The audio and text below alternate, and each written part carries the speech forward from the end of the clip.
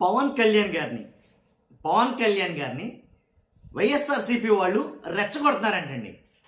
కావాలనే పనిగట్టుకుని పవన్ కళ్యాణ్ గారిని వైఎస్ఆర్సీపీ వాళ్ళు రెచ్చగొడుతున్నారు. ఒక ప్లాన్ ప్రకారంగా, ఒక పద్ధతి ప్రకారంగా కావాలని పవన్ కళ్యాణ్ గారిని రెచ్చగొడుతున్నారు. ఈ మాట నేను చెప్తున్నది కాదు, జర్నలిస్ట్ సాయి గారు, చాలామంది తెలుసు, నేను చెప్పవసరలా. జర్నలిస్ట్ సాయి గారు కావచ్చు, అలాగే టీవీ5 మూర్తి గారు కావచ్చు, మీకు తెలుసు, ఆయన కూడా నేను చెప్పనవసరలా. కాబట్టి వీళ్ళిద్దరూ నేను చూశాను ఇంతకుముందే. వాళ్ళిద్దరూ మాట్లాడుతున్న మాట ఒకటే సబ్జెక్టు, ఒకటే కంటెంట్. ఏం మాట్లాడుతున్నారంటే కనుక పవన్ కళ్యాణ్ గారిని కావాలని పనిగట్టుకుని వైఎస్ఆర్సీపీ వాళ్ళు రెచ్చగొడుతున్నారంట. ఏమండి వైఎస్ఆర్సీపీ వాళ్ళు, నేను మిమ్మల్ని అడుగుతున్నా, ఎందుకంటే రెచ్చగొడతారు అలాగా? దేనికి రెచ్చగొడతారు మీరు అసలు అలాగా? అసలు ఏ విషయం మీద రెచ్చగొడుతున్నారు? కాబట్టి నిజంగా రెచ్చగొడుతున్నారా లేదా మీరు? ఎందుకంటే అక్కడ జర్నలిస్ట్ సాయి గారు, టీవీ5 మూర్తి గారు చెప్తున్నారు, కావాలని పనిగట్టుకుని వైఎస్ఆర్సీపీ వాళ్ళు రెచ్చగొడుతున్నారు. అంటే రెచ్చిపోతే ఏం జరుగుతుంది? పవన్ కళ్యాణ్ గారు మాట్లాడుకుంటున్నాను దీని మీద. రాష్ట్రం మొత్తం తెలియాల్సిన వీడియో. వాస్తవాలంటే ప్రజలు చేరాలంటే మీ బాధ్యతగా మీరు లైక్ చేయండి, ఎక్కువ మందికి ఇన్ఫర్మేషన్ షేర్ అవుతుంది. కొత్తగా మన ఛానల్ చూస్తే పక్కాగా సబ్స్క్రైబ్ చేయండి. మీ అమూల్యమైన అభిప్రాయాన్ని కామెంట్ రూపంలో వీడియో ఎండ్ వరకు చూసి అప్పుడు కామెంట్ చేయండి. అసలు పవన్ కళ్యాణ్ గారిని రెచ్చగొట్టాల్సిన పని వైఎస్ఆర్సీపీ వాళ్ళకి ఏంటి? వైఎస్ఆర్సీపీ వాళ్ళకి పవన్ కళ్యాణ్ గారిని రెచ్చగొట్టాల్సిన పనే ఉంది అసలు అని అంటే, విజయ్ గారు, తమిళనాడులో విజయ్ గారు, ఆయన పార్టీ పెట్టిన 2 సంవత్సరాలు కొంతమంది అన్నారు, 99 నెలలు ఇంచుమించు గారు కొంతమంది, 90 రోజులు కొంతమంది అన్నారు. మొత్తానికి ఎలాగైతే ఆయన బీభత్సంగా గెలిచాడు. గెలవడంలో దాంట్లో ఎలాంటి డౌట్ లేదు. 233 స్థానాల్లో పోటీ చేసి ఆయన సీఎం కాబోతున్నాడు. కాబట్టి దాన్ని ఉద్దేశించి వైఎస్ఆర్సీపీలో కొంతమంది సంతోషంగా పండగలు చేసుకున్నారు, కొంతమంది సంతోషంగా అభినందనలు తెలియజేశారు. జగన్మోహన్ రెడ్డి గారు అయితే కనుక విజయ్ గారికి అభినందనలు తెలియజేశారు. ఏమని? ఒక స్టెప్ ముందుకేసి, మై డియర్ బ్రదర్, ప్రియమైన నా తమ్ముడికి అభినందనలు అని చెప్పేసి ఆయన ట్వీట్ అయితే చేయడం జరిగింది. ఆయన ట్వీట్ చేయడం పాపం కావాలని పవన్ కళ్యాణ్ గారిని రెచ్చగొడుతున్నారట. మరి జగన్మోహన్ రెడ్డి గారు చేసిన ట్వీటు పవన్ కళ్యాణ్ గారిని రెచ్చగొడుతుందని అనిపిస్తుందా వీళ్ళకి? లేదు. కొంతమంది కొన్ని వీడియోలు అయితే వచ్చాయి, ఆ మాట వాస్తవం. ఏం వీడియోలు అయ్యి? పవన్ కళ్యాణ్ గారు పార్టీ పెట్టి 10 ఏళ్ళు అవుతుంది, ఆయన ఇంకెప్పుడు సీఎం అవుతారు? ఆల్రెడీ ఆయన కానీ వెనకాల వచ్చి సంవత్సరాలు కాలేదు, ఆల్రెడీ సీఎం అయిపోతాడు ఆయన. ఈయన ఎప్పుడు సీఎం అవుతాడు? ఈయన సీఎం అవడా ఏంటి? ఇలా కొన్ని వీడియోలు అయితే కావాలని పరిగెట్టించేస్తారు కూటమిని విడగొట్టేయడానికి. వాళ్ళు మాట్లాడుతున్నమాట కూటమిని విడగొట్టేయడానికి అని టీవీ5 మూర్తి గారు మాట్లాడితే, జర్నలిస్ట్ సాయి గారు ఏం మాట్లాడతారంటే కనుక, నేను అవి వింటారు మీరు ఖచ్చితంగా, అవి విందురుగా నేను పెడతాను. కాకపోతే జర్నలిస్ట్ సాయి గారు ఏమంటారంటే కనుక, పవన్ కళ్యాణ్ గారిని రెచ్చగొడితే మీకే ముప్పు. ఎవరికి? వైఎస్ఆర్సీపీ వాళ్ళకి చాలా ప్రమాదం అంట పవన్ కళ్యాణ్ గారిని రెచ్చగొట్టడం వల్ల. ఆల్రెడీ రెచ్చగొట్టడం వల్లే మీరు ఓడిపోయారు. అర్థమైందా? ఆయన మాట్లాడిన మాటల్లో భావం, అర్థం. ఆయన రెచ్చగొట్టడం వల్లే మీరు ఓడిపోయారు. ఆయన రెచ్చిపోతే ఏం చేస్తాడంటే, ఇది ఎలాంటి పరిస్థితులు ఉంటాయి, ఎలా అంటే కూటమితోటి అలియన్స్గా ఏర్పడ్డాడు. అసలు టీడీపీని విభేదించిన ఆయన టీడీపీతో కలిసాడు పొత్తుగా, ఓన్లీ వైఎస్ఆర్సీపీ వాళ్ళనే, వాళ్ళు రెచ్చగొట్టడం వల్లనే. కాబట్టి మీరు రెచ్చగొడితే అది ఇంకా బలమవుతుంది ఆ కూటమి అన్నట్టుగా ఆయన మాట్లాడుకొచ్చారు. ఇప్పుడు ఎవరు రెచ్చగొట్టినా, ఎవరు రెచ్చగొట్టకపోయినా, ఎవరు కలిసి ఉన్నా, ఎవరు కలిసి లేకపోయినా జగన్ గారు మాత్రం పోటీ చేయడం మాండవు. అది ఇండివిజువల్గా పోటీ చేయడం మాండవు, ఒంటరిగా పోటీ చేయడం మాండవు. కాబట్టి ఎవరు ఎలా ఉంటే ఆయనకి ఏముంది చెప్పండి. నన్ను ఒక మాట అడిగితే కనుక ఒకసారి సాయి గారు ఏమన్నారు ఒకసారి విందామా? విజయంతో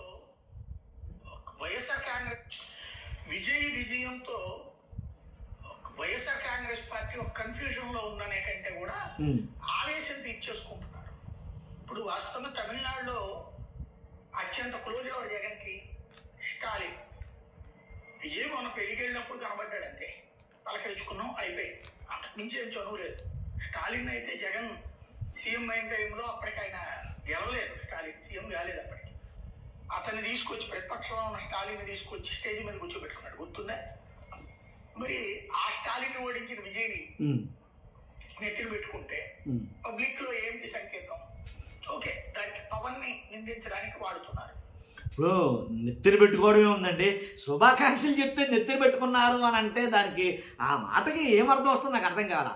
జగన్ గారు ట్వీట్ చేశాడు. ఇప్పుడు నెగ్గిన ప్రతి ఒక్కరికి, మొన్న పవన్ కళ్యాణ్ గారికి శస్త్రచికిత్స ఏదో చేస్తే దాని నిమిత్తం మీరు త్వరగా కోలుకోవాలని ట్వీట్ చేస్తారు, తప్పే ఉంది ఇంట్లో. సేమ్ అదే రకంగా ట్వీట్ చేశాడు ఆయన. నెగ్గారు కాబట్టి మీకు శుభాకాంక్షలని, దాన్ని నెత్తిన పెట్టుకోవడం అని ఎలా అవుతుందో నాకు అర్థం కాల. ఎందుకు పవన్ కళ్యాణ్ గెలిగితే ఏం ఉరుగుతుంది?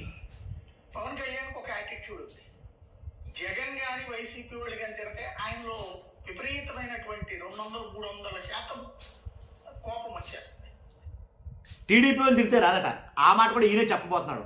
వైసీపీ వాళ్ళు ఎవరన్నా అంటే కనుక జగన్ గారు కానీ ఆయనకి 200-300% కోపం వచ్చేస్తుంది. కాబట్టి ఆ కోపం మరలా వైసీపీకే ప్రమాదం అని. అదే టీడీపీ వాళ్ళు తిట్టినా ఆయనకి అంత కోపం. ఆయన చెప్తే ఒకసారి వినండి. తెలుగుదేశం వాళ్ళు విమర్శిస్తే 50% వస్తుంది. ఇది ఎక్కడ లాజిక్ ఇది?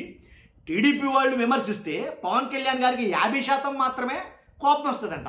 వైఎస్ఆర్సీపీ వాళ్ళు విమర్శిస్తే మాత్రం ఎంత ఇంచుమించుగా 100-200 నుంచి దాకా కోపం వచ్చేస్తుందంట. కాబట్టి ఏంటి ఒక్కసారి మళ్ళీ ఉందామా ఆయన మాట్లాడింది లాజిక్. జగన్ గాని వైసీపీ వాళ్ళు కానీ తిడితే ఆయనలో విపరీతమైనటువంటి 200-300% 200-300 కోపం వచ్చేస్తుంది. తెలుగుదేశం వాళ్ళు విమర్శిస్తే 50% వస్తుంది. చంద్రబాబు గారు విమర్శించినప్పుడు కోపం వస్తుంది కానీ మిగతా తెలుగుదేశం వాళ్ళు విమర్శిస్తే పట్టించుకోరు. అసలు వీళ్ళందరూ పవన్ కళ్యాణ్ గారిని ఎందుకు విమర్శిస్తారండి? పవన్ కళ్యాణ్ గారిని విమర్శించడానికి అసలు పనే ఉంది. ఎవరో కొంతమంది కావాలని పెట్టుకున్న వీడియోలు అంతే. ఏంటంటే కంపేర్ చేస్తారండి. ఖచ్చితంగా కంపేర్ చేయకుండా ఉండరు. మీరు ఎంతమంది చెప్పినా కానీ ఇప్పుడు ఆయన సినిమా యాక్టర్, ఈయన సినిమా యాక్టర్, ఈయన ఇంచుమించు ఒకే టైపు. కాబట్టి అదిగో ఆయన ముఖ్యమంత్రి అయిపోయాడు, మరి ఎప్పుడు అవుతారు అని అడుగుతారు. అది అదృష్టం. అది ఇప్పుడు రే నీ తోటోడు పాస్ అయిపోయాడు రా అంటారా అనరా? ఇప్పుడు పక్కన ఇళ్లలో ఉన్న విద్యార్థులనే ఉద్దేశించి మాట్లాడుకుందాం. ఆ పక్కన ఒక కుర్రాడు అన్నాడు, ఈ పక్కన ఒక కుర్రాడు అన్నాడు. మన ఇంట్లో పిల్లోడు పాస్ అవ్వకపోతే ఆ కుర్రాడు పాస్ అయితే కనుక రే చూడరా ఒకసారి ఆ కుర్రాడు పాస్ అయిపోయి నువ్వు ఎప్పుడు పాస్ అవుతావు అని అంటారా అనరా? ఇది సహజం కదా ఇది. కాబట్టి దాన్ని కూడా మనం వేరేలాగా ఎందుకు భావించాలి అనేది నా ఉద్దేశం. తర్వాత కాలంలో వాళ్ళతో మళ్ళీ కలిసి వెళ్ళగలిగారు, బట్ జగన్తో వెళ్ళలేరు. కాబట్టి ఆయన కెలకడం వల్ల అదే నేను అన్నా.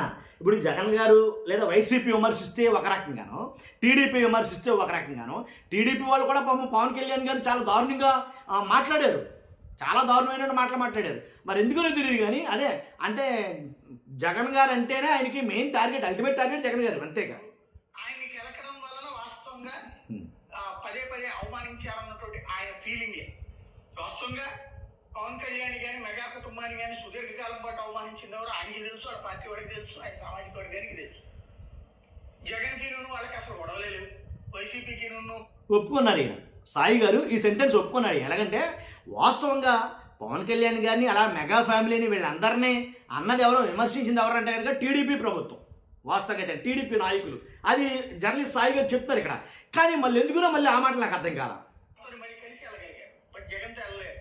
కాబట్టి ఆయన కెలకడం వల్ల ఇప్పుడు ఆయన కెలకడం వలన వాస్తవంగా పదే పదే అవమానించారన్నటువంటి ఆయన ఫీలింగే. వాస్తవంగా పవన్ కళ్యాణ్ కానీ మెగా కుటుంబాన్ని కానీ సుదీర్ఘకాలం పాటు అవమానించింది ఎవరు ఆయనకి తెలుసు, వాళ్ళ పార్టీ వాడికి తెలుసు, మీకు తెలుసు.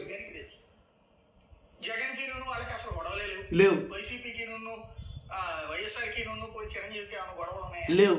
సినిమాల్లో ఇద్దరు నటించి మా కుటుంబం కరెక్ట్, మీ కుటుంబం కరెక్ట్ కాదని ఏమైనా మాట్లాడుకున్నాయా? లేదు. కానీ అదొక ద్వేషం ఉంది, ఎందుకన్నో తెలియదు. అది వైఎస్ కుటుంబం మీద ద్వేషం, వైఎస్ మీద ద్వేషం, జగన్ మీద ద్వేషం. నాడు చిరంజీవి అంత ద్వేషం పెంచుకోలేదు. పవన్ కళ్యాణ్ మాత్రం విపరీతమైన ద్వేషం పెంచుకోలేదు. నాకు అర్థం కాదు ఎందుకో. తన కుటుంబాన్ని తనని అవమానించింది ఎవరు అన్నది ఇంతకు ముందు ఏం చెప్పాడు, దానికి రివర్స్ పెంచుకున్నాం. పవన్ కళ్యాణ్ గారు చెప్పారు ఈ మాట. నా కుటుంబాన్ని, మా అమ్మని, నన్ను ఏంటి దారుణంగా తిట్టారు లోకైతే ఇలా ఇలా టీడీపీ వాళ్ళు అన్న మాటలే ఆయన చెప్పాడు పవన్ కళ్యాణ్ గారే. ఆయనకి ఆ కోపంలో నుంచి వచ్చినటువంటి కాన్సెప్టే మొన్నటిసారి తను విడిగా పోటీ చేసి తను కలిసి పోటీ చేయడం అన్నట్టు కసితో ఆయన చేసిన ప్రయత్నం జగన్ గదిదించడంలో కీలక పాత్ర పోషించింది. మొన్న కనుక పొత్తులు లేకపోతే తెలుగుదేశం మళ్ళీ ప్రతిపక్షంలో ఉండేది, 4 సీట్లు ఎక్కువ వచ్చి ఉండే, 40-50 సీట్లు వచ్చి ఉండే. అంతకు మించి సిచ్యువేషన్ ఉండేది కాదు. అటు బీజేపీని వెంటబడి మరి తీసుకురావడం కానీ ఇదంతా ఎందుకని జగన్ మీద ద్వేషంతో, జగన్ మీద కోపంతో. ఇప్పుడు మళ్ళీ మీరందరూ అలా సింగలు, సింహం, విజయ్తో పోల్చుకుంటే ఈ దఫా తను నిజంగానే బయటకు వచ్చి చేశాడు అనుకోండి, జగన్ ఓట్లే చూస్తాడు. ఇప్పుడు అక్కడ ఏమైంది, అన్నాడీఎంకే నాశనం అయింది. ఇక్కడ ఇంతకు మించి మనకు అవసరం లేదు. కానీ జగన్ ఓట్లే చేర్చడానికి పవన్ కళ్యాణ్ గారు పొత్తులో ఉన్నా కానీ, పొత్తు నుంచి బయటకు వచ్చి విడిగా పోటీ చేసినా కానీ అర్థమవుతుందా మీకు? పవన్ కళ్యాణ్ గారు పొత్తులో ఉన్నా కానీ, అలాగే పవన్ కళ్యాణ్ గారు పొత్తు దాటి బయటకు వచ్చి విడిగా పోటీ చేసినా కానీ జగన్ గారికి ఎప్పుడూ జరిగేదే, ఎప్పుడూ ఉండేదే ఉంటుంది. ఆయన 40% లాస్ట్ టైం వచ్చిన ఓట్ బ్యాంక్ ఏదైతే ఉందో, ఓటింగ్ పర్సంటేజ్ ఏదైతే ఉందో అంతకు మించి తగ్గిదే ఉండదు నాకు తెలిసి. నా అంచనా ప్రకారంగా అయితే కనుక రానున్న ఎన్నికలు పెరుగుతుంది తప్ప తగ్గదు. అంటే పవన్ కళ్యాణ్ గారు కలిసి ఉన్నా విడిపోయినా ఆ 40% అయితే డ్యామేజ్ అవ్వదు. దీంట్లో ఎలాంటి డౌట్ లేదు. సాయి గారికి ఇది అర్థమైందో లేదో తెలియదు కానీ ఆయనకి. కాకపోతే నేను చెప్పేది అదే. కాబట్టి ఆయన్ని కావాలని పనిగట్టుకుని అయితే కనుక ట్రోలింగ్ చేయడం లాంటిది అయితే కనుక నేను యాక్సెప్ట్ చేయను వాస్తవానికి అయితే కనుక.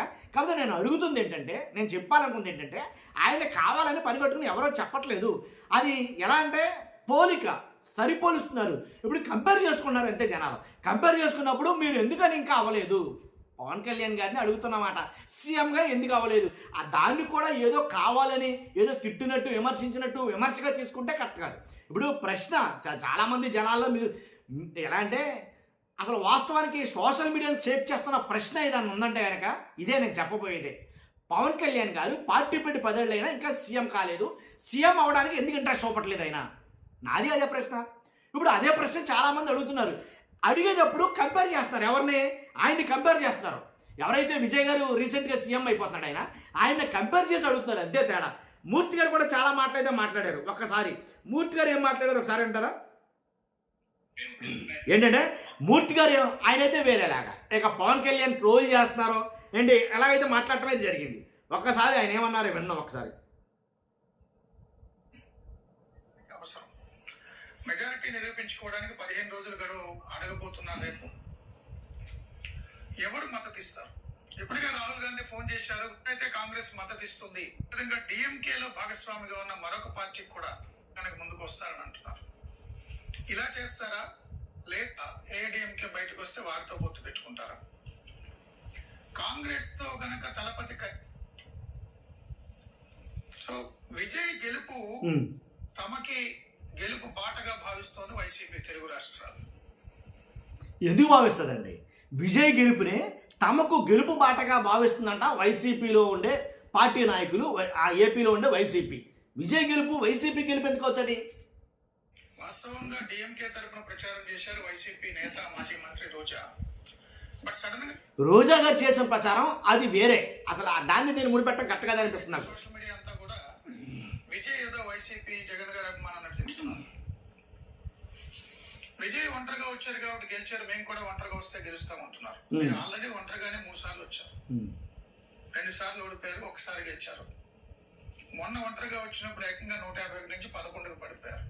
కొత్తగా మీరు ఒంటరిగా రావడం కాదు, మీరు ఒంటరిగా మీ అంతటి మీరు రావడం కాదు, మిమ్మల్ని ఏ పార్టీలు కలవట్లేదు, ఏకాకిగా చూస్తున్నాయి. ఇక్కడ మాట్లాడదాం మనం. ఎందుకంటే మూర్తి గారు అనే మాట ఏంటంటే, జగన్మోహన్ రెడ్డి గారు ఒంటరిగా రావడం కాదు, జగన్మోహన్ రెడ్డి గారిని ఏ పార్టీ వాళ్ళు పొత్తు పెట్టుకోవట్లా.